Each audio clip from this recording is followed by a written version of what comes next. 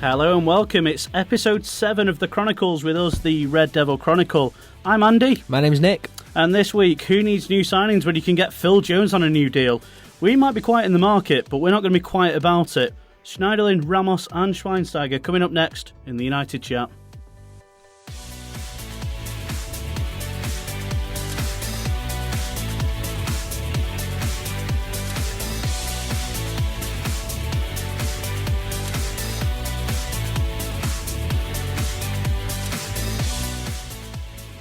Here we go then. Phil Jones signing a new deal, £80,000 a week. Nick, should United have offered him a new contract, and is he good for Man United? They should have offered him a new contract.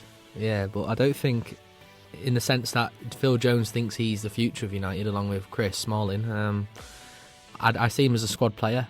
I think he's a very good squad player, but I can't see him wanting to stay if he knows he's a squad player. It's a worrying one for me. I mean, there's so many issues I have with Phil Jones, and I really liked him when he signed for us. I just don't ever think he's got to that stage where he's going to become a first-team player. As you say, squad might be all he gets to. For me, the first issue with him is down to his intelligence on the pitch, whether you count that as his IQ. He's got a double-digit IQ. Yeah, I was going to say. Perfectly honest, he injures himself, he throws himself into tackles, he makes defensive errors, and on top of all that, he pulls those ridiculous faces. Yeah, the faces don't help. But as you say, the intelligence on the pitch is poor. Defensively, in terms of his position, he finds himself so far out of position. That's why he gets himself in these positions where it's so last-ditch all the time. He reminds me, when you put him next to Smalling, who's progressed this year, he looks really composed on the ball. He reminds me of a wild horse that someone's trying to tame. That's what it looks like when Chris Smalling's partnered with him at the back. It looks like chaos sometimes. Interesting comparison, yeah.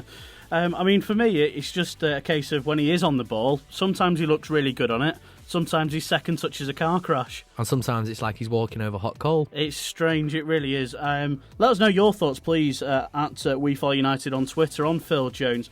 Just seems a bit strange, really, when we've been linked with so many really good defenders. If you think about it logically, I think the homegrown player thing comes into it. Phil Jones is obviously classed as that.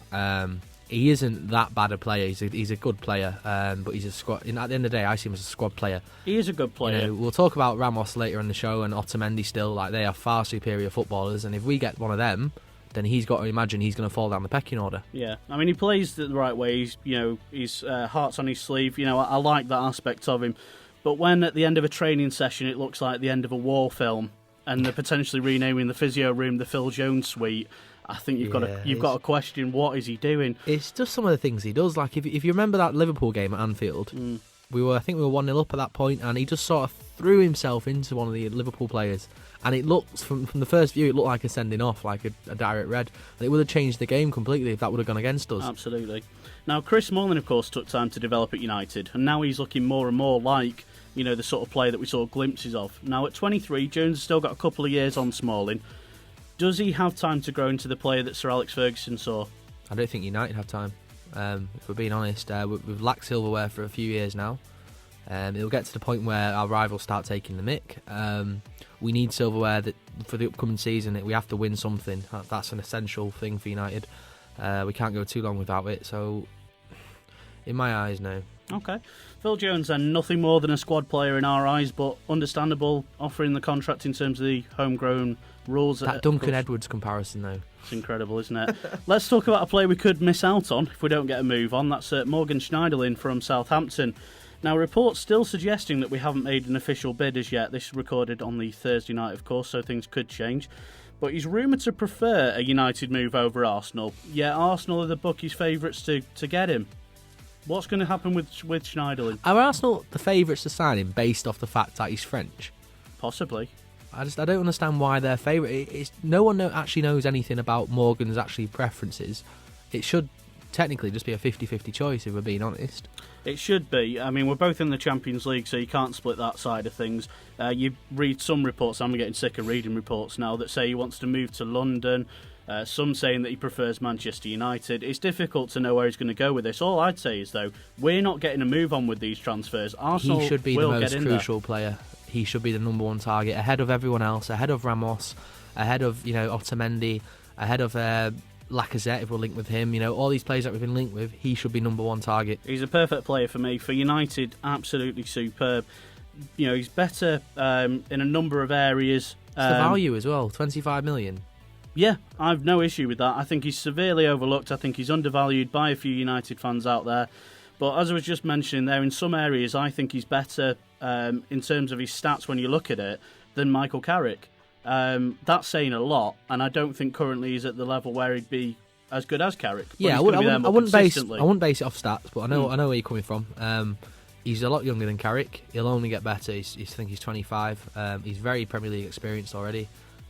He seems like the natural understudy for me. What I find worrying was I saw reports where LVG was based on saying if I miss out on Schweinsteiger, then I'll go for Schneiderlin like a second option. I've seen this. Mark on Twitter from the United stand was one of the people who put this. There's been quite a few reports again on this saying that no formal approach has been made yet as we're waiting to see what Schweinsteiger does. Why not sign both? Exactly. Why not? I think Schweinsteiger's got 12 months left on his contract, Schweinsteiger. Yeah, and rumoured 7.5 million we could get him for, which is great. So technically you could get the pair for around 32 million. Yeah. And that'd get you half a Pogba in the current market. Pay it forward, Ed, is all I'd say. Pay it forward. I don't go on, Ed. Go on, get it done. So, with regards to Schweinsteiger then that we've just mentioned, you think we need both? I mean, would you be happy to have Schweinsteiger on board? I think you need to look at Carrick's injuries. Schneiderlin is a very good player, but he isn't Carrick. He's a different player to Carrick.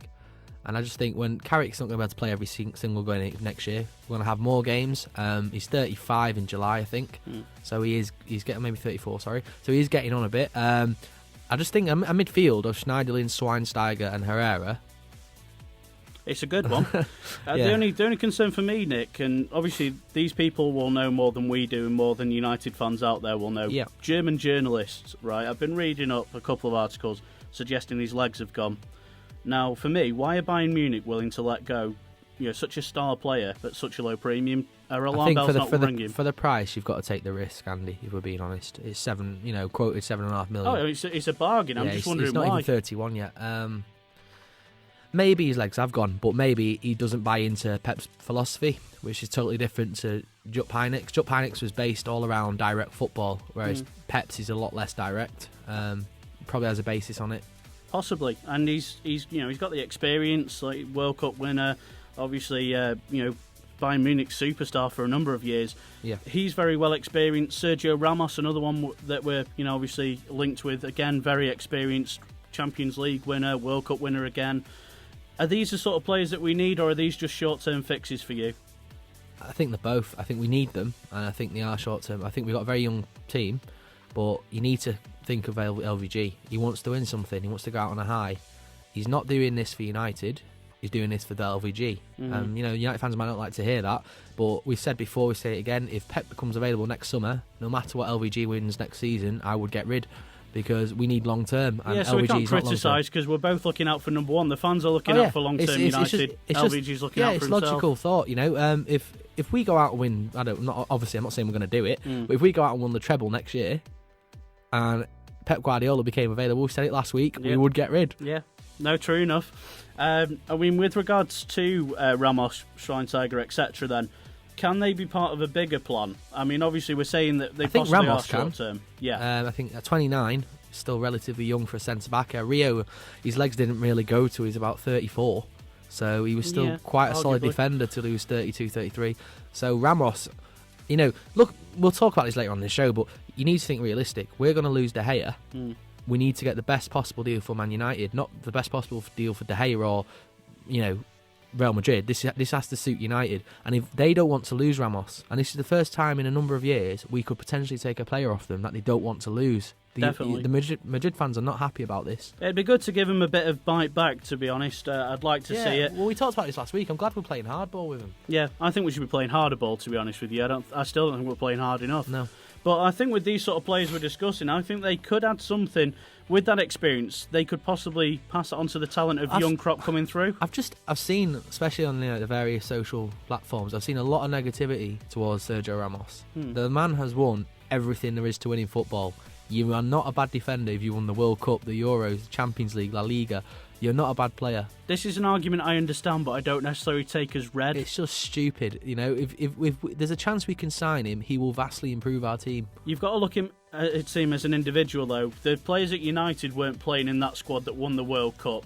They weren't nearly as good as that. So I understand the argument. Obviously, but another one to throw at you, if we have a back four next season of a right back, whoever that will be, we'll talk about that later, Chris Smalling, Sergio Ramos, and Luke Shaw, is that not better than Chris Smalling, Phil Jones, and Luke Shaw? Again, you know, as we keep saying, any improvement has to be made. So in that respect, certainly. And at the end of the day, it's not our money, is it? So. Absolutely, and I think they could pass on a lot to the youngsters that are coming through as well. I'd certainly like to hope that they could, you know, tutor them, perhaps bring through some of the young talent that we've got. We did touch upon it. I'd like to see Blackett, McNair and Januzaj possibly go out on loan to the same team. I'd love them to go to Bournemouth. I watched a lot of them in the Championship. They play good football. They've got a young manager who, you know, buys into a decent attacking ethos. So I'd possibly love to send all three there. I'd even offer to pay the wages if I was, you know, in charge. Just because the Premier League games that they get under the belt would be crucial for United, and it'd help Bournemouth, I'll admit, all the while. Absolutely. Let us know your thoughts, as I say, at We Follow United on Twitter on any of the topics discussed within the United chat this week. And coming up next, the fans take over, and we've got your views on whether any United youngsters can make the cut.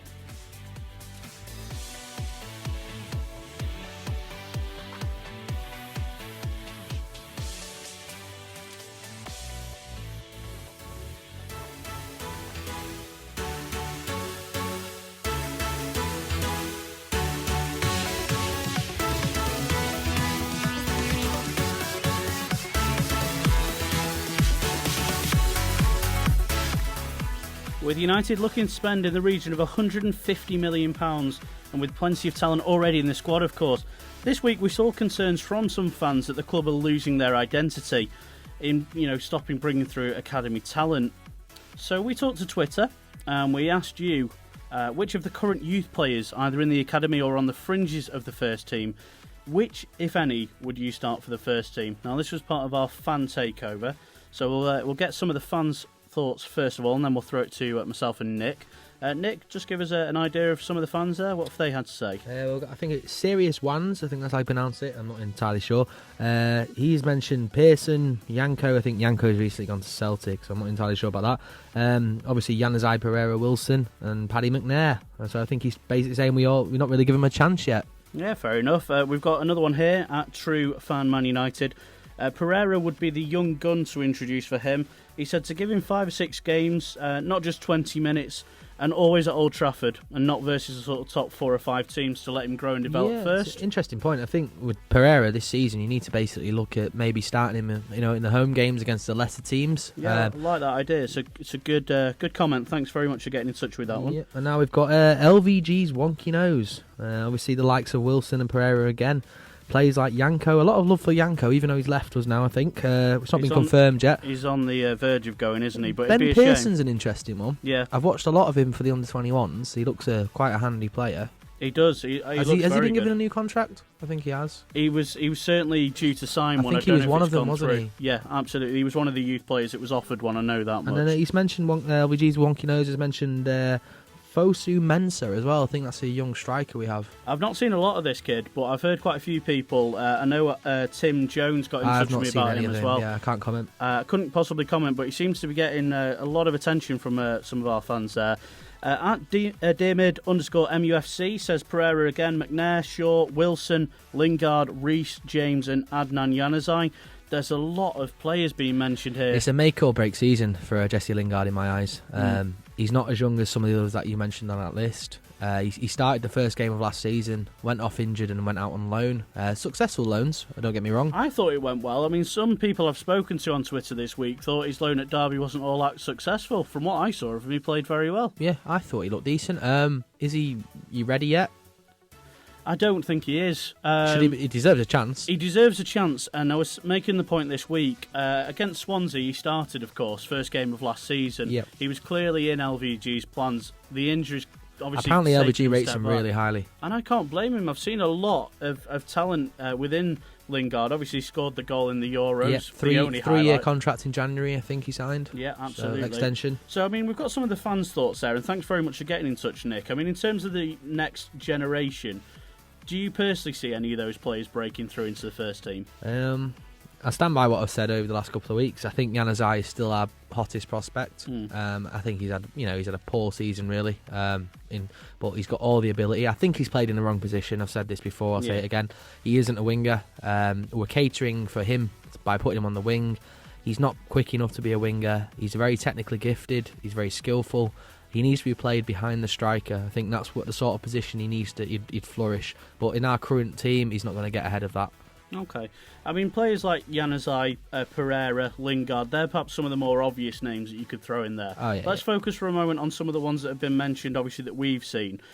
People like Reece James, the young left-back who went on tour to the US and did very well last summer. Ben Pearson. Players like this that don't often get a mention. Obviously, we've seen in there Paddy McNair, etc., Wilson. These players are going to get some sort of opportunity. Players like Pearson, Reece James, etc. Do you see those sort of likes ever getting into the first team? We fall into the same problem we mentioned earlier. United don't have time at the moment. This is an issue. We need to win something. That's why we're looking at the likes of Schweinsteiger, who's 30, and Ramos, who's 29. We need players that are excelled and are at the best of their abilities. We don't have time to breed the youngsters through, and I think this is the problem a lot of big teams are having. I saw recently Angelino, I think he's one of the hottest prospects in City's academy. He's gone to the MLS because they can't fit him in. I think it's sad, but I just think it's one of those things. I don't think it's necessarily that United are losing their identity. I just think, like you say, we can't afford to give these players a shot anymore. We haven't won anything properly since last Fergie season. Yeah, the 2012-13. Januzaj is not ready. I doubt any of the others are going to be thrown in, are going to be ready. We're going to struggle, basically. This is why I said they need to be loaned out, but not just loaned out to random clubs all over the country in groups, so they stay together, so they can, flourish together. They can, become a better players together. Obviously, we mentioned Bournemouth, and I think what Eddie Howe's done there is wonderful. I can't believe they got promoted. I'd love to see them down there. Playing every week, getting Premier League games under the belt. I think Januzaj in the number 10 role would be amazing. But at United, ahead of Mata and Rooney, it's not going to happen. I think the loan system's the way to go, personally. I mean, when you look at Chelsea, obviously won the title the season just gone. They loaned out 26 players last season. So I think that's the way to go and get experience. Look at what the loan system did for Harry Kane, the most recent that's come through. The under-21 games are rubbish. It's not going to test them. They're playing against players of the same age, roughly the same ability. They need to be playing against the top-end players. If you loan them to a lower-end Premier League club, they're going to be playing against the likes of Aguero if the centre-backs. They're going to be playing against the likes of John Terry's if the strikers. This is what you want your academy players to be playing up against. Definitely. Now, it's interesting to see the faith shown in quite a few of you out on Twitter for the youngsters. But Pereira especially. Absolutely. But we went on to ask you if you had to pick your first team for the game against Spurs, obviously first day of the season at Old Trafford. How many of those would actually start in that game? Exactly. That's what's worrying. We asked you to predict your starting 11s for the game, and it is interesting when you see the thoughts that came in on Twitter, Nick, to see how little youth makes it in. Yeah, it doesn't really surprise me, though. Is Wilson going to get ahead of Rooney or another striker that we possibly bring in? Is Januzaj going to play on the wings when we've got Depay, who, he's coming in, Di Maria's there, Mata's played wonderful last season, he's on the wing, you've got, it doesn't seem we're going to fit them anywhere. Absolutely. Pereira, I think he's another attacking midfielder. We seem to be overloaded with attacking midfielders, and we don't know what to do with them. I mean, I'm looking at some of the predicted starting 11s that came in on this that they think will start against Spurs. Craig Mahishi says this starting 11 in a 4-1-4-1. So you've got Valdez in goal, Valencia, Smalling, Varane and Shaw. Blind holding, Januzaj, he predicts goes in. Herrera, Di Maria, Depay with Wayne Rooney up front. So Januzaj, of all the youth players mentioned... The midfield looks poor. It is a poor-looking midfield. If I'm being honest. Spurs have got a few powerful players. That wouldn't fill me with confidence, if I'm being honest with you. I like the look of Serious Ones, though. His lineup looks a lot stronger. Valdez, Fabinho, Smalling, Hummels, Shaw. I really like that back four. Schneiderlin, Carrick, Blind, Di Maria, Rooney, and obviously Memphis Depay. Yeah, it seems a lot stronger. I was actually looking today. Obviously, you can't really go off stats, but I compared Fabinho's stats to the likes of Valencia and Klein on Squawka. If anyone gets a chance to actually look at that, tackles won, duels, blocks, successful aerial duels, just clearances. If you have a look at that, Fabinho's very, very impressive. Really, a lot better than Klein, a lot better than Valencia, virtually everything. It's quite an interesting point. Absolutely. Just one more in terms of the predicted teams then. We've already predicted ours, which we're going to come back to on the first day of the season, recorded a couple of weeks ago. But Ryan at Copious Opium says, Valdez Olarice in goal, Coleman, Smalling, Otamendi and Shaw. Again, very good back four. Herrera and Carrick Holding, with Depay, Di Maria, Mata as the three behind Rooney, with Mata in the number 10. Now, personally, I love that.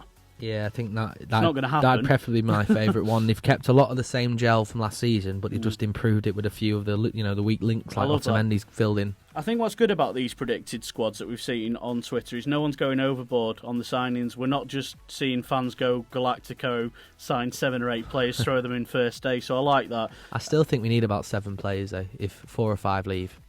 Possibly, yeah. I mean, we're going to need depth without a doubt. So not all of them. I'm not talking like 7, 200 grand a week egos. I'm talking squad players as well. But like I say, Nick, interesting to see of all those teams listed there by the fans, only Januzaj. I know. That says it all, really, doesn't it? It's worrying, but the thing with throwing in youngsters, you get the risk factor, and Van Gaal's not going to want to have the same mistake from Swansea, the first game of the season last year. You don't want to lose your first game of the season. You want a solid base, give the players confidence early on, and you never know, the week after that, Chelsea could beat City or City could beat Chelsea, and we've got an incentive already. Definitely. Keep your thoughts coming in on the predictions for the starting 11 for the game against Spurs. It's always interesting to hear, and we'll go back to these on the first day of the season, see if anyone managed to get it right. Now, just one more for the fan takeover. This was sent in by Will Ravenscroft. He's asked, would United win the league if they only signed Ronaldo?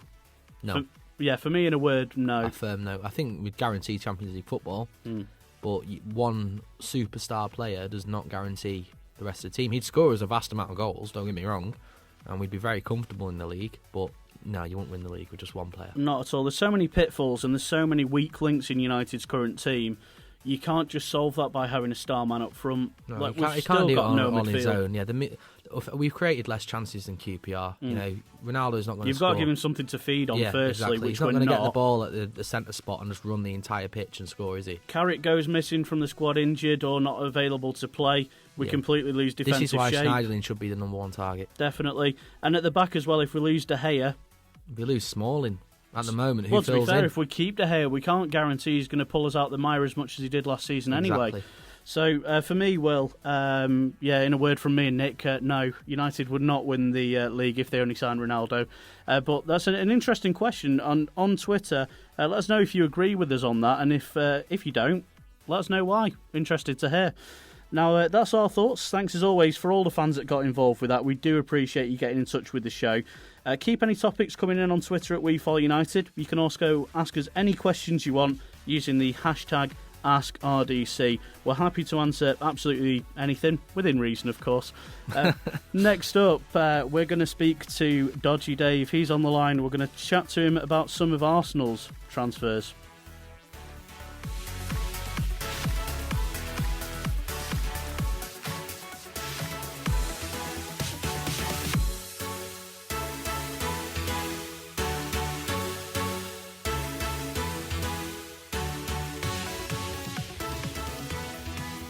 It's that time of the week again then. It's Dodgy Dave time.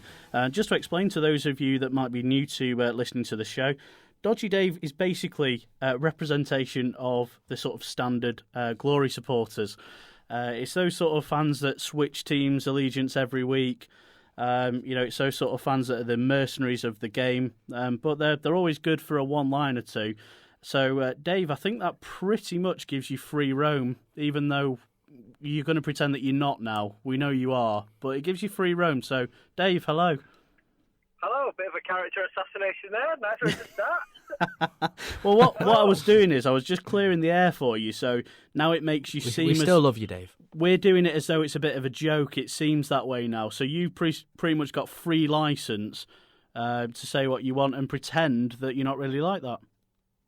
Yeah, of course, yeah, 'cause I'm not really like that. Everybody knows I'm a true Arsenal fan. Exactly, you see, I've dug you out of a hole, you see. Yeah, definitely, thank you. There you go. Dave, we'll start with Arsenal, since you're a part-time fan. Petr Cech, Supposedly signed. Does that mean you've won the league, or do you think you can go all the way and win the treble now? It definitely helps out winning the league. I think all good teams start with a good keeper, don't they? And obviously, like I said last week about you signing Van der Sar at the ripe old age of something past 40, and then you went on to win loads of titles, didn't you? So Petr Cech could be your Van der Sar, Dave. Pardon? Petr Cech could be your Van der Sar. I think so, yeah. Probably better since he's got that headgear. More confidence, that it makes all the difference, doesn't it? You got a nice hat. Are you going to go and get one of them hats yourself from the merchandise shop, Dave?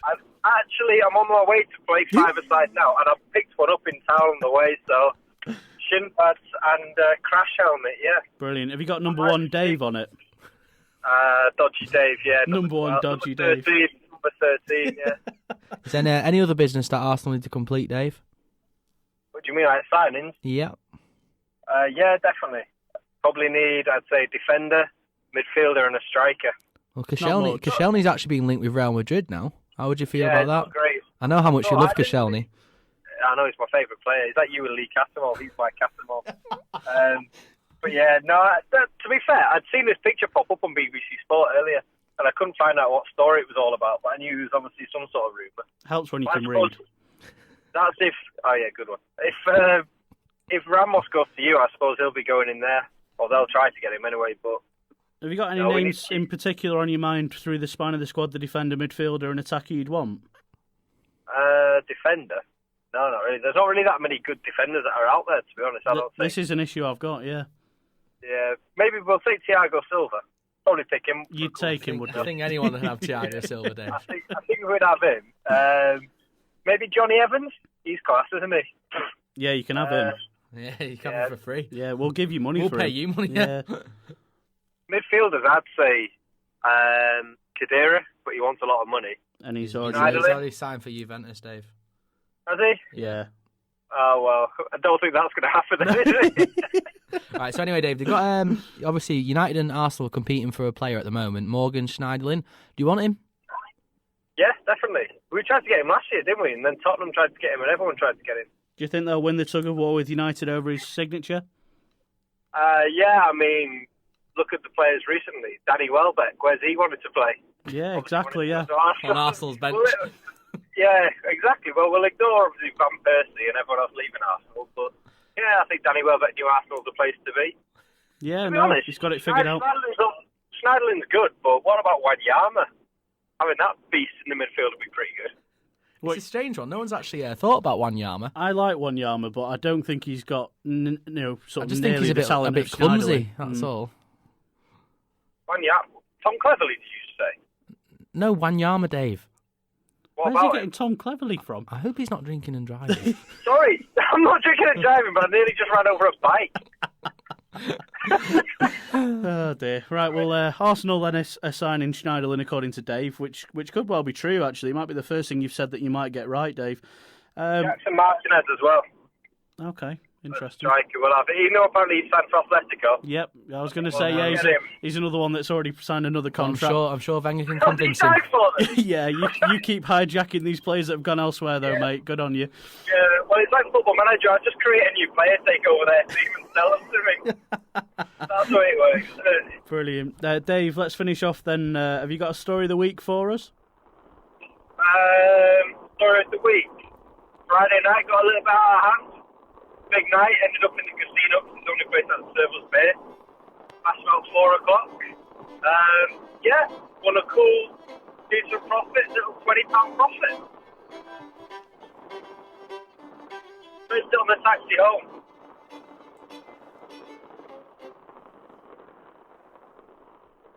Cheers, Dave.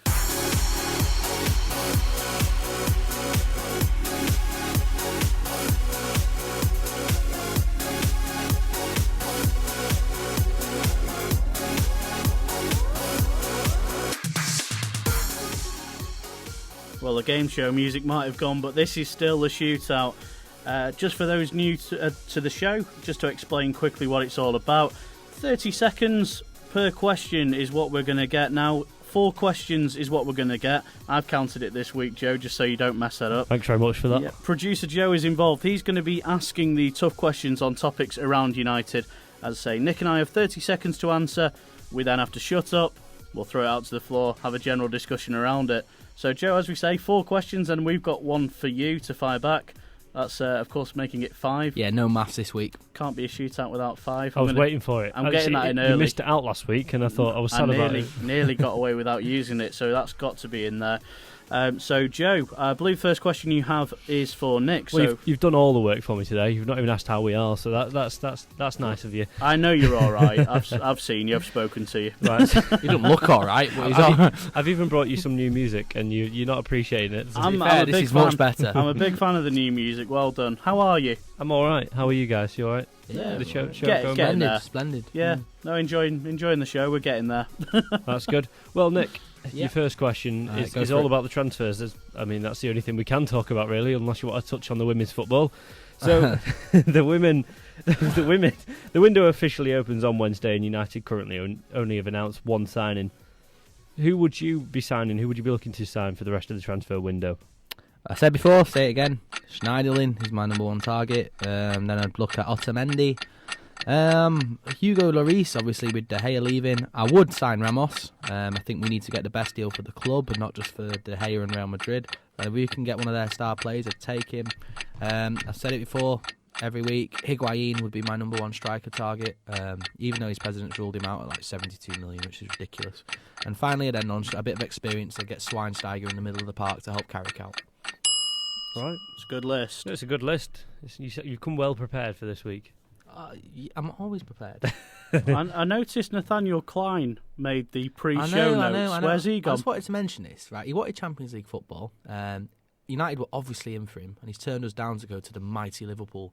So there's nothing more were we we can say actually on in that. for him? He's no Depay, is he, with his If comments towards Liverpool? It's the same with Firmino. That's what I'm saying. If we were genuinely in for him, I think even the Scousers can put their hand on the heart. If we were in for them, they wouldn't have chose Liverpool. This is what I'm saying. So we didn't make the bid for Klein. So why? are we looking for another option? There must be other options. There must be. I mean, we discussed Coleman? options the other week, didn't we? Coleman, we mentioned. Darmian, Well, I mean, Firmino come out of anywhere. Fabinho.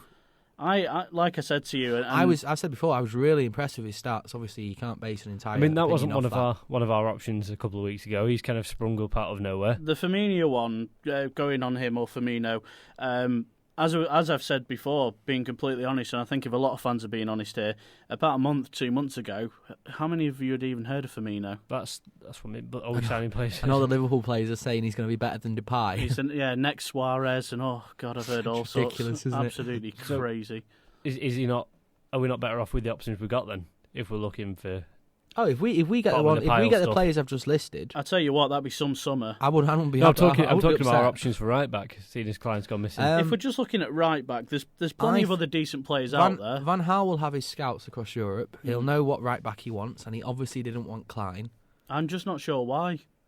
Well, his stats are worse than Valencia's. Why? Yeah, all right, but you're the one that doesn't like stats. I know I don't, but you need to address that. He's played less games, Valencia, as well. The thing is, Klein's still a progressing talent, and he's got really good balance of going forward and defensive stability. He's shown great character as well going to Liverpool. Yes, well, if he goes, tremendous character, absolutely. Well, Andy, you've touched on the second question that I'm going to put to you. Go on. It's are we getting as good as we can for De Gea with Ramos, or would you prefer Varane? I'd prefer Varane personally. Yeah, I think we're getting a rough deal on this. Yes, Ramos is quality. Don't start bashing me yet. But I just feel United should look at a higher quality, higher up the food chain player. In terms of longevity for me, that comes in Varane. Also in terms of potential, at his age to have the experience he does is brilliant. Already represented his team France within the World Cup. So I'd go for him personally. But likelihood is we'll probably end up with neither of them. Right. I think United fans have become pretty cynical over the last 5 years. When you replace Cristiano Ronaldo with Antonio Valencia, you form Michael Owen was in this. You form a little bit of cynicism, and I think we have that, United fans. Definitely, without a doubt. I just think, like I mentioned to you earlier, I don't think we're playing hard enough with Real Madrid. I think There was a brilliant back and forth bit on Twitter early in the week that was absolutely superb. I can't remember who tweeted it now, but it was basically just Woodward and Perez talking, and it was Woodward sort of going and saying, "Oh, if you want De Gea, then can we get Ronaldo?" Perez saying, "No." All right, what about Bale then? No. Ramos? No. It just kept going. And he's like, "You can have Contral." Yeah, exactly. It's always on their terms, and the likelihood is, being cynical, being honest as well, it's going to happen again. It is going to happen. Ed he winds me up, and I don't get why he gets so much fan praise. You've had the Ed Watch at the moment on Twitter. Yeah, look out for that hashtag Ed Watch. Currently, he's missing. We're going to put a missing poster up. If we do sign Ramos, you have to imagine that Madrid don't want to lose him. You've seen some of the fans' reaction towards it. Yeah. They're not happy about it. It would feel a little bit nice. Obviously, I don't want to lose De Gea. I'd rather keep De Gea and not sign Ramos, but De Gea doesn't want to stay. So if he does go and we have Ramos, I'd be happy with it. Like I was saying during the question in my answer, I would be perfectly happy with Ramos. I think he's a very, very good player. He's a brilliant defender. I've no issue with his age. Which one would you prefer? Hummels. Age again based. He's 3-4 years younger. Yeah, Hummels has got a couple of years on him, and I like the experience that Hummels has got at his age as well. I think he's ready-made. I've no issue with us getting Ramos. The whole thing about him being 29 is not an issue. I'd rather have Varane. I would, yeah. But Ramos reportedly wants to leave. Yeah, absolutely. Varane doesn't. And I'm not going to bash him too much on this, and I don't want people to get this twisted when I say it, but I have to mention the discipline issue because people have been going on Twitter. Some people have been going down one road with this. Some people have been going completely opposite, saying, he's got 19 red cards in his career. I wouldn't sign him as a walking red card. For me, it is an issue. Other people are then arguing back, oh, well, La Liga, you always get more red cards. Statistically, that is correct. I've no issue with that side of the argument either. There are more red cards in La Liga than there are in the Premier League. Do you not think he's a leader, though? And that's something we really He is, and he plays an aggressive game. He's not going to come into the squad as a leader, though, is he? I think I think he is in the current lineup. Yeah, he's going to walk into that United dressing room if we do sign him and know that he's top dog. Like, he would walk in. But can I just finish on the whole discipline thing for me, just going straight down the middle on this point? 19 red cards is still a lot. Whatever way you look at it, even if the Liga has more red cards, which, as I say, it does, fair enough. It's a stupid amount. Someone still holds the record for it, and that man is Sergio Ramos. There are plenty of other defenders with less red cards in that league. One thing we could do a bit of homework outside of this show. Compare the red cards before he was, say, 25 and after 25. Because I've got a feeling a lot of them might be when he was sort of growing up a bit. Possibly, but I don't think he's ever matured properly. Oh, it's still a ridiculous amount of red cards, don't get me wrong. Yeah. But I just think he loses his head too much in sort of games that I've seen him in. A lot of them would be El Clasicos that he's been sent off in. Yeah, exactly. And he's not going to be playing them anymore. And some people say, oh, you'd expect to get a red card in an El Clasico, but look at this stick that Chris Smalling got after the red card in the Manchester Derby. Was the end of his United career. Exactly, personally. it got that big, is what I'm saying. So you imagine Sergio Ramos comes in, first big Manchester Derby in October. He'd just have to use all red his card experience. And we lose. Yeah, he'd have to use all his experience. But like I said, we're going to lose De Gea. It's making the most out of a terrible situation. If we manage to get a player that they don't actually want to lose, like they'll happily give us Contral. But if we get Ramos, one of their icons in Madrid, it's a bit of icing on a horrible cake, isn't it? Well, touching on that, Nick, saying who we are going to lose, out of the squad we currently still have, who do you think is our strongest player? The most important player? The most important player right now? Yeah. Chris Smalling. Let me just talk about this. We've not signed anyone world class yet, or not got any decent signings come in. I think he's our most progressed player last season. If he got injured last season for a long part of the season, similar to Carrick, I think we would have really missed him in the centre back position. He was by far our best defender. He's only going to get better, like I've said. I'm really impressed with him now. I want him to stay in the team. I just want to get another top defender next to him, not Jones, Evans, or Kyle or Paddy McNair. Okay. No, good choice. I mean, it's out of the box. Yeah, no, it's not. It's not the one that you pick out of it. Yeah, would you? I'm not. Everyone expects you to say Carrick or Rooney or Depay, who's coming. Depay's not proven. I think going forward next season, I think you could be right. Chris Smalling might well, of the current set of squad that we have, could be our most important player. If we go out and sign, a top draw player, it's not going to be Chris Smalling anymore. But based off the current set, I've obviously got my issues with Rooney. I'm not going to go into that. I say it every week. We've got Di Maria who's not firing. We've got Depay who's not proven. Carrick who's always injured. Chris Smalling is that one rock at the back who was there for the 90% of the games throughout the season. I mean, you mentioned this, Joe, after he was given the captaincy against Arsenal towards the end of the season. Yeah, no, you I felt he picked did up on well the in point. that role. I think as soon as we give him some responsibility, and after you said the red card almost ruined his career at United. I mean, he got back in the squad, and then to be given the captain's armband, that must be a big difference to him, and it made a big difference on the pitch, and he showed what he can be as a player at United. Well, he's United's next captain potentially, in my eyes. After Rooney, he's 25.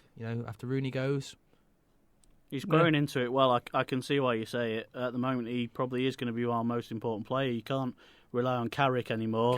If Carrick was 5 years younger, he'd be our most important. Oh, without a doubt. But he doesn't play every single game. And he's not going to. Yeah. The injuries are He's still up there with one of the most important players at Of United. course he is, absolutely. I'm talking outfield players. Obviously, Dave's leaving, so I'm not going to drop him into the equation.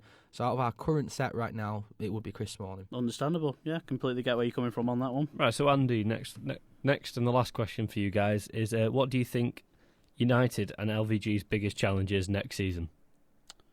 Biggest challenge for me for next season is, I think, getting the right balance of experience and ready-made talent to complement the existing squad in, and getting it in early enough so that the philosophy, God, that swear word, and system are integrated early doors, so we're not facing another season of transition. I also worry about performances in our away games. As I said on a previous show, we ended up 8 points worse off than the season under Moyes away from home, so that for me is as big an issue as we've got currently.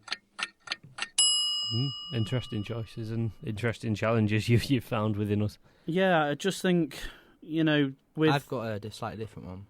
Yeah, I mean, far away with that first, and then we'll discuss further. His biggest challenge next season is the amount of games that he's playing. He's got to, rotate the squad a lot better than he's done this year. Look at the injuries we got this year. If we get that next year and we're in the Champions League and the FA Cup and the League Cup and the Premier League, we're not going to do anything. We're going to win absolutely nothing. So the injuries and the rotation of the squad is probably, in my eyes, the most important factor next season. I agree. It's got to be up there, but because obviously our injury list was one of the highest. Yeah, it was. I mean, 7 at the best of times, and that was. It's like the United players just came out of the tunnel before the start of the game and pulled a hamstring. It was just ridiculous the amount of injuries we got. I mean, you can't expect it to be that bad every year. Obviously, the more the training's tweaked, you can only imagine that it'd improve. The reason that I've gone with this whole getting the sort of ready-made talent in, getting the right experience levels in, it's just getting the right squad, getting the parts of the jigsaw together and making a picture that makes sense for United for next season. Because for me, the issue was in a lot of games you watched, United had completely lost their way. They didn't sort of have a style of play set for a lot of the season. It was they were caught between a mixture of Fergie's wing play and Van Gaal's possession football with a little bit of Moyes' counter-attack. I mean, he said next year he's going to integrate a bit of wing play, which could be exciting for United, which is nice. I'd like to think with Depay in the team, he's sort of got to. You've got to branch out on the width. If you get Di Maria firing, Mata could still do it out there. Young still could do a job. Well, Memphis. The talk of Barcelona and Di Maria worries me a bit. That can't happen. I know. Is there actually a clause in his contract? It physically can't happen. Is that actually true? It is. I'm sorry, I didn't know. Yeah, no, I've done a bit of reading up on this because I saw this rumour, and this whole Di Maria thing's starting to wind me up a bit now. With some things saying Di Maria's happy to stay at United, some things saying he wants away from the club, and then a lot of these swap deals are always involved. Schweinsteiger, Pogba, I think. Exactly. A lot of these swap deals seem to involve Di Maria going the other way, and I don't get that. But I was looking at this, and apparently Real Madrid did actually request within the contract when Di Maria signed for United that he would not be sold to Barcelona. So that is a clause within his contract. They are a scummy club, aren't they? They do well, don't they? So there you have it. So he won't be going to Barcelona, but then, when he's not going to Barcelona, it's Bayern Munich in exchange for Schweinsteiger plus cash, whatever. Well, or PSG if you want to throw a bit in there. Yeah, exactly. I don't know if you saw today, Bayern Munich have reached a deal with Shakhtar Donetsk with Douglas Costa. I really like him. Highly rated attacking midfielder. Where does that leave Goetze? Would you have him at United? Well, he's in the same position that he's been last season at Bayern Munich. Not necessarily the star man that they thought he would be. World Cup winner, but he isn't the star man. No. He isn't, and he should be. He's not progressed at all. He's got great talent. Oh, yeah. I'd have him at United in a heartbeat. Forget Firmino. Mario Götze. Yeah, I'd have someone of that talent, that ilk, any day of the week, absolutely. So that's all our thoughts on the 4 questions from you, Joe. We're going to fire one back at yourself. We're also going to throw this out to the fans on Twitter at WeFollowUnited, so let us know your thoughts. We didn't really hear too much. We were talking about, obviously, Nick's question that you asked to him there. He was saying, from the existing squad, who do you think will be United's most important player? Now, he said Smalling. What would your thoughts be on that? So this has been, I've had to mull this over during this link. It started off Rooney, because obviously the captain role and pulling the squad forward. And then since we got talking, I think Di Maria has probably slipped into my mind as one of the most important players. I think if we get him in the squad, I mean, he won El Clasico for them a couple of years back. Before he was one of Real Madrid's most key players and most important players. And at United, he should be doing the same. So if we can get Di Maria firing, that could be the future for United. I think it's the most important season for Di Maria, not so United. I think that it's the biggest test of his career. So if you have Di Maria back to the form we know he can play at, you got to argue with the strength of the squad. That's a massive improvement. I think a massive question mark over Di Maria is where he's going to play. Midfield, on the wing, behind their attacker. Where is he going to play next season? My issue with him being in the 3 in midfield on the left-hand side of the lightweight. 3, exactly as I said to you, it's a lightweight midfield, whatever you throw in there, because I want Herrera playing, and that's just not going to have the bite we need. I mentioned it a couple of weeks back when we were talking about the number 10 role. You've got to argue it's either Mata or Di Maria for that position. I think I'd have Di Maria out wide personally, and I agree with what you're saying, Joe. I think it's an interesting shout. But if you get Di Maria firing, he was the engine behind Real Madrid. He was the unsung hero of that team that won the Champions League. But if you look back to the start of the season, Di Maria played in a more central role, and that was when he was at his best. Arguably, yeah. I mean, in terms of where it leaves Mata, on the right, we haven't made any signings. Depends what formation you go, I guess. Well, I think we've talked recently. If we're sticking 4-3-3, it will stick 4-3-3. Then if you're sticking Di Maria out wide, then it's going to be a case of where does that leave Young, Mata? I think Young there's going to have to be flexibility in squad rotation in that area of the pitch. We're going to have so more many games. options. I do think Young drops to a. Well, he is a squad player already, but I think he drops to the main squad player. Last season, don't get me wrong, I love Young, but last season he was a squad player performing well above squad player roles. Absolutely.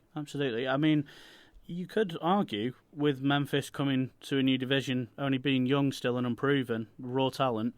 Mata stays on the right, Di Maria on the left. Yeah, that could work. Let me throw a scenario at you. Go on. First game of the season, we play Spurs at home.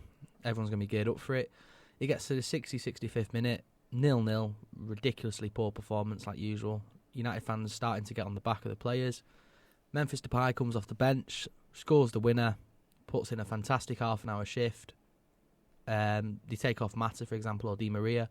Would you start Depay next game, or would you stick with the same formation? I think you've got to start. Yeah, I think you've got to start Depay anyway. First game of the season. Really? He's a massive signing. You can't. It's not someone you could leave on the bench. I know it's a lot of pressure for him, but it's a big signing. If you put him straight on the bench, risk. Yeah, me and Andy have spoke about it. We wouldn't start him on the first game. I wouldn't start him against Spurs. Last week I did agree with you, and then I thought about it, and I thought, well, he's got time to go with the club in the tour. He should be comfortable in that position by the time we get to the start of the season. If we don't start him, it'd be an insult to not start someone of that quality. What would probably be the decider on this, as you just touched upon, would be the pre-season. Whoever's carrying the most form, to be fair, deserves to get into the squad. So if that means Memphis is the star man in the tour, throw him in. Young performed well in the pre-season. That's why he ended superb. Up with his role, because it looked more like Januzaj was going to be in that role. I have concern for Mata, and this is why I keep saying to you, Nick. He's one of my favourite players. 4-2-3-1 is the future for United. But we should adopt that. Mata's the kind of person that's you have how to you fit all the talent in. Mata's the kind of person you have to build a squad round, or he's not going to work. I mean, Jose Mourinho wouldn't do it. Will LVG do it? Is he going to be another player? He won't. Most probably won't. He'll stick with his 4-3-3. I think LVG has a team sort of philosophy. I'll come back to that horrible word again. He doesn't like massive stars just banging the goals in or building a team around one particular player. I don't think you necessarily have to. I just think if you want to get the best out United's team, when you look at the squad at the moment, we don't have that many midfield talents. Even if we had another 1-2 players in there, still arguably, with the likes of Carrick on his way, on the last stage of his career, you've got Herrera and you've got very little else. So why not have Mata number 10? The one thing that we do have in abundance is attacking midfielders. Yeah. We've got more than enough. The one thing we don't have is defensive midfielders or strikers to put. Do you think? Someone I can't remember the name of it. I'll try and find it. But someone put Blind in that role. Do we drop Blind from that role completely? I know he was awful in that position. Some say player. He lost us a lot of games in that position. I don't even think Carrick coming in the squad made much of a difference. This is what I think I'm it was saying. just taking Blind out of that position that started winning the game. We lack so much in that sort of area of the pitch. Why are we not making more of the use of the strengths like you say that we've got? Why are we not playing more attacking players? I think the issue you have, if we were to use our strengths and play more attacking players or more attacking football, every game would be 5-4, 4-3. We concede a lot to score a lot. Not necessarily. If you get your defensive gone are the work days sorted out. of two up front for United, which is that's so. why we've got a big midfield gap, because we used to always play two up front. We used to have such a balanced team. If you look at Fergie's days, we had two solid wingers, Giggs and Beckham. We had Keane and Scholes, two solid midfielders, both did different roles, and we had two top class strikers in York and Cole. You're only filling two central midfielders in that team. Now we're building a squad round. But Van Gaal 4-5. always talks about balance, and he always says that the United team isn't balanced. And if you look at it currently, out of the current squad that we've got, there's 6-7 players maybe that you could say could fit in, but there's 3 or 4, maybe 5 even that you're missing. Question marks. This is our issue. That's it from us then. You've heard our thoughts in terms of the shootout for this week. Do get in touch with us on Twitter with your response. Firstly, to the question that we've just fired there at Joe. Who do you think will be United's most important player for next season? That's based on the current squad that we have at the moment. So let us know. Also, if you want to answer any of the other questions, do get involved, as I say. And we've just decided there we've got too many attacking players, too many attacking talents. So next up in Transfer Talk, we're going to talk about attacking midfielders coming to United.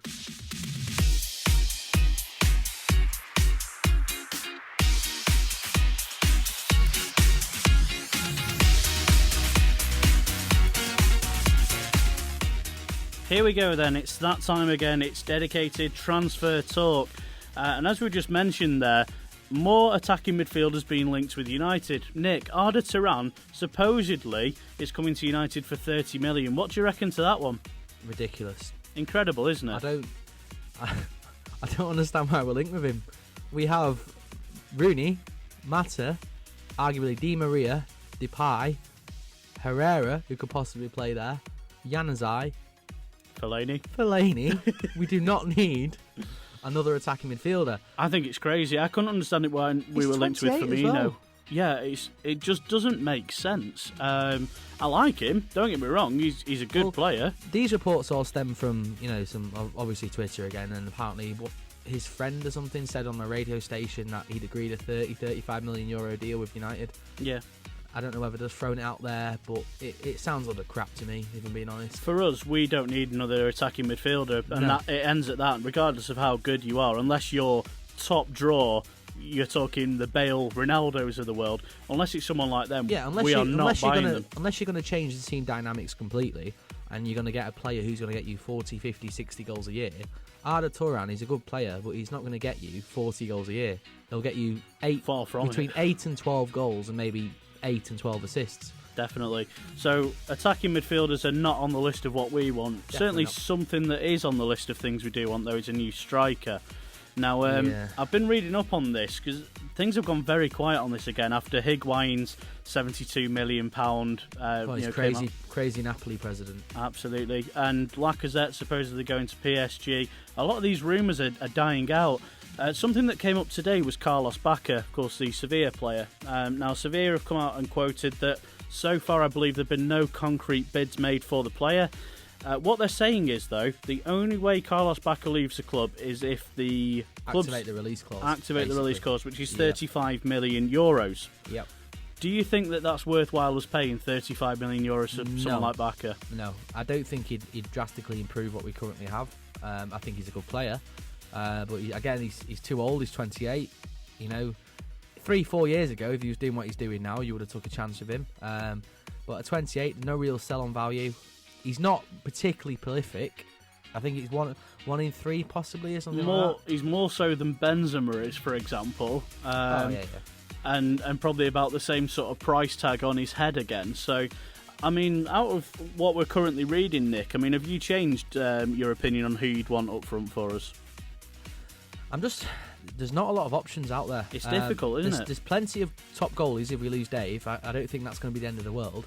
There's a few decent centre-halves flying about that we could possibly get. But in terms of genuine goal scorers, there's not a lot knocking about. Obviously, we've been linked with Harry Kane. Would you take Kane? I'd rather go for Kane than them options, to be honest with you. I think he's younger. He's played in the Premier League. He's physically more adept. He's about 6'1", 6'2". He's a big lad. I'd rather take a risk with him and just pay 10 million more and get him in. Let's talk about some players that have gone missing in the rumour market. Two in particular from Borussia Dortmund. That would be İlkay Gundogan and Mats Hummels. Where have these two gone? Well, apparently we signed them both. Yeah, apparently about 2 months ago. No. There was that picture we mentioned on the show from, I think it was Gundogan's girlfriend or wife or whatever. She uploaded a picture saying Dusseldorf to Manchester. All the United fans got a bit mental. Sky Sports tweeted we'd agreed a £21.5 million deal. Nothing's happened, and then over the last couple of days, apparently he's now staying at Dortmund. Yeah, I mean, would you still be interested with either of these two? Because obviously on tonight's show we've talked Ramos at the back. Obviously we've talked Otamendi previously. Yep. And in terms of midfield we've talked Schneiderlin, Schweinsteiger, the new links. Yep. Would you still take either Hummels or Gundogan against those sort of links that we've got now? I'd rather have Otamendi than Hummels, but I would definitely take Gundogan ahead of Schweinsteiger. Okay. If I'm being honest. Based solely off age, I think Schweinsteiger's a better player, but I think Gundogan has the potential to be an equally good player. My issue with this is Dortmund are a selling team. They're not a team that can resist large offers. If you go in with a decent offer, they will sell. So I don't understand where the hiccup is. United, everyone's blasting around about how much money we have. Edward was like, we're going to do things in the market that's never been seen before. What? Like, disappear. Exactly, disappear. No one knows where Ed is. If we really want these players, if you want the Germany and Borussia Dortmund captain, you go and pay the money for him. It's not difficult. Just go in, offer them 50 million euros. They'll more than likely accept it. Go in, offer them 30 million euros to Gundogan. I know he's only got 12 months left on his contract, but this will get those players in. No messing about, no arguing over fees. You know, if you want to make it equal, sell a few of our big earners. So you're saying then going forward, United should just pay it forward, get the business done now? Yeah, we're not in a position to mess about. You know, we're in a transitional period. We've not won anything for 2 or 3 years. If it goes on, we'll start being linked to mediocrity, and I don't want to be linked to that. You don't want to go out too many years without trophies. Look at Liverpool. We need to just go in and just pay the money and just get the deal sorted. Of course, we're only 3 weeks away from the US tour starting as well, so we need to get these players in to get them bedded into the squad. Well, this was the thing that LVG was going on about. Apparently, he wanted all the deals done by June the 30th. We record He's pushing it. We record this on Thursday night. It's currently June the 25th. So, according to LVG's plan, we have 5 days to sign every single player he wants for pre-season. Well, apparently you could sign a player in 24 hours according to LVG. He's not instigating anything. Absolutely. Just one final thing, Nick. Just give this a quick mention. Any out-of-the-box shouts in terms of transfers, people we've not been linked with that you think United should have a look at? Well, we've probably been linked with him, but I don't understand why we're not interested completely. Diego Godin from Atletico Madrid, their captain. I've watched him in the Copa America. He's a really good player. He's a really good centre-half. Yeah, he's cracking on a bit. I think he's 28. But for the same sort of money that we're paying for the likes of Sergio Ramos, Otamendi, we could get Diego Godin, who I think is equally, if not better than some of them, but I don't understand why we're not linked. Good shout. Let us know who you'd want to get in terms of out of the box. Perhaps people that we're not so much linked with. Who would you want us to have a look at? For me, Marco Verratti would be certainly someone to look at. Very, very talented player. This is a last show now that we're doing for 2 weeks. You won't see us for a couple of weeks. We're not, unfortunately, able to record next week. We're taking a bit of a break from it. Unfortunately, that means you're going to have to wait 2 weeks for us. Hopefully, Woodward will do something in the meantime. Do give us a listen. Yeah, and also, fan phone-in is coming. So, if you are interested, direct message us. We're at WeFollowUnited on Twitter. Like, comment, subscribe. Thanks very much for listening.